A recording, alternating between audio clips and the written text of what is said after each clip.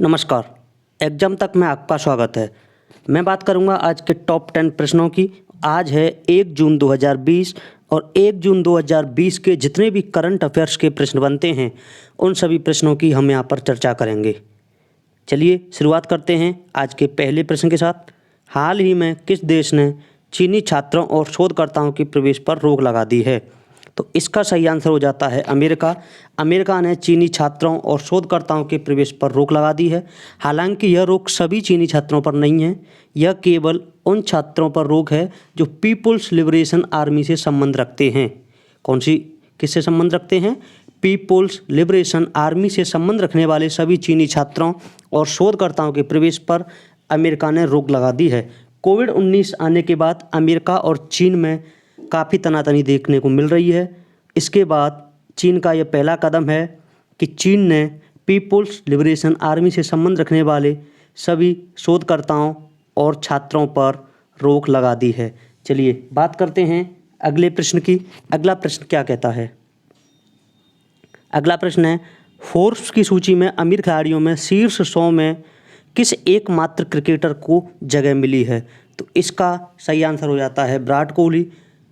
सबसे अमीर खिलाड़ियों में विराट कोहली का 66वां स्थान है। और आपको बता दूं, शीर्ष 100 में विराट कोहली एकमात्र क्रिकेटर हैं जिन्होंने अब तक 1.96 अरब की कमाई की है। यानी कि डॉलर में अगर हम बात करें तो यह 2.6 करोड़ डॉलर की कुल कमाई एक साल में विराट कोहली ने की है, जिसमें से सिर्फ 1.81 अरब रुपये भारतीय कप्तान ने करार से कमाए हैं। यानी कि 1.96 अरब रुपये की जो कमाई विराट कोहली की रही है, उसमें से विराट कोहली ने 1.81 अरब रुपये सिर्फ और सिर्फ ऐड करके कमाए हैं। बाकी की कमाई उन्हें वेतन स्वरूप मिली है। एक और बात, अगर आप इस वीडियो की PDF डाउनलोड करना चाहते हैं तो डिस्क्रिप्शन में दी गई लिंक पर जाकर आप हमारे टेलीग्राम समूह पर जुड़ जाइए। वहां आपको सारी PDF एक साथ मिल जाएंगी। उसके अलावा कई सारे प्रश्न आपको वहां पर प्रैक्टिस के लिए मिलते हैं। और सबसे खास बात यह है कि फोर्ब्स की सूची में इस बार स्विट्जरलैंड के टेनिस स्टार रोजर फेडरर पहले स्थान पर रहे हैं, जिन्होंने इस बार पुर्तगाल के फुटबॉलर रोनाल्डो को पीछे छोड़ा है। चलिए बात करते हैं अगले प्रश्न की। अगला प्रश्न क्या कह रहा है? अगला प्रश्न है, अमेरिकी अंतरिक्ष एजेंसी नासा से कितनी भारतीय कंपनियों को वेंटिलेटर बनाने का लाइसेंस मिला है? तो इसका सही आंसर हो जाता है 3 भारतीय कंपनियों को अमेरिकी अंतरिक्ष एजेंसी नासा ने वेंटिलेटर बनाने का लाइसेंस दिया है, जिनका नाम है पहली कंपनी है ई अल्फा डिजाइन टेक्नोलॉजीज, दूसरी कंपनी है भारत फोर्ज और तीसरी कंपनी है मेदा सर्वो ड्राइव्स। दोबारा सुनिएगा, पहली जो कंपनी है जिसे अमेरिकी अंतरिक्ष एजेंसी नासा ने वेंटिलेटर बनाने का लाइसेंस दिया है, उसमें पहली कंपनी है ई अल्फा डिजाइन टेक्नोलॉजीज, दूसरी कंपनी भारत फोर्ज और तीसरी कंपनी मेदा सर्वो ड्राइव्स। टोटल नासा ने 18 कंपनियों को लाइसेंस दिया है, जिनमें से 3 भारतीय कंपनियां भी शामिल हैं। चलिए अगले प्रश्न की तरफ चलते हैं। अगला प्रश्न, किस राज्य ने कैंसर किडनी मरीजों को मासिक पेंशन देने की शुरुआत की है? तो इसका सही आंसर हो जाएगा हरियाणा। हरियाणा ने कैंसर किडनी मरीजों को मासिक पेंशन देने की शुरुआत की है, जिसके तहत उन्हें किडनी और कैंसर जैसी दवाइयों के लिए 2250 रुपये प्रति माह हरियाणा सरकार की तरफ से दिए जाएंगे। अगले प्रश्न की तरफ चलते हैं। हाल ही में जारी नेपाल के नए मानचित्र को किस देश की स्वीकृति मिली है? तो इसका सही आंसर हो जाता है श्रीलंका। श्रीलंका ने नेपाल के नए मानचित्र को स्वीकृति दी है। हालांकि नेपाल द्वारा यह अभी संसद में पारित नहीं हुआ है, लेकिन कुछ दिनों पहले नेपाल ने अपने नए मानचित्र को दिखाया था, जिसमें भारत के कुछ हिस्से को उसने अपने क्षेत्र में दिखाया था, जिसे श्रीलंका ने स्वीकृति दी थी। हालांकि बाद में विवाद होने के बाद नेपाल ने इस मानचित्र को हटा लिया है।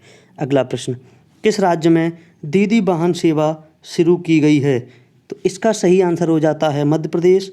मध्य प्रदेश के झाबुआ ज़िले में दीदी वाहन सेवा की शुरुआत की गई है, जो कि वहाँ की ग्रामीण आजीविका मिशन की महिलाओं द्वारा शुरुआत की गई है, जो कि सुरक्षित प्रसव हेतु महिलाओं के लिए इस सेवा के अंतर्गत वाहन उपलब्ध कराए जाएंगे, जिसकी कोई भी फीस नहीं ली जाएगी। ये बिल्कुल निःशुल्क रहेगी। तो दीदी वाहन सेवा की जो शुरुआत हुई है वो मध्य प्रदेश में हुई है, जो कि ग्रामीण आजीविका मिशन की महिलाओं द्वारा शुरू की गई है। इसमें प्रसव के अलावा अन्य अत्यंत जरूरी मेडिकल इमरजेंसी सेवाओं के लिए निःशुल्क वाहन महिलाओं के लिए उपलब्ध कराए जाएंगे। चलिए अगले प्रश्न की तरफ चलते हैं। हिंदी पत्रकारिता दिवस हाल ही में कब मनाया गया है?